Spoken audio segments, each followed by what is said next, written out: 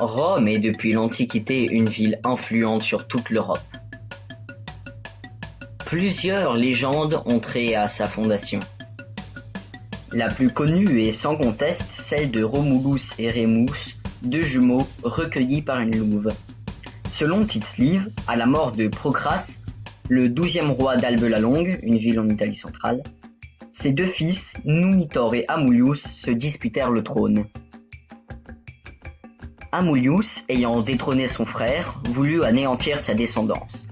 Il tua son fils Lausus et fit de sa nièce, Rhea Silvia, une vestale qui consacre sa vie à la religion et est vouée à la chasteté. Mais Mars, le dieu de la guerre, tomba amoureux d'elle et lui fit deux jumeaux, Romulus et Rémus.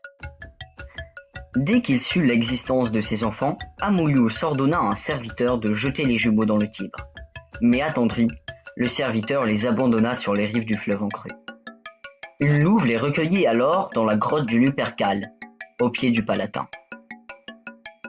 Ensuite, le berger Faustulus recueillit à son tour Romulus et Rémus et les éleva en compagnie de son épouse. Il est intéressant de noter que cette épouse, appelée Acca Larentia, était une prostituée qu'on surnommait Lupa, en latin louve ou prostituée. Devenus adultes, Romulus et Rémus décident de fonder une ville. Afin de décider qui en sera le fondateur, ils se réfèrent aux augures. Romulus fut désigné. Alors que ce dernier creuse le Pomoerium à l'aide d'une charrue, Rémus, pour narguer Romulus, franchit le fragile rempart. Aussitôt, Romulus le tue.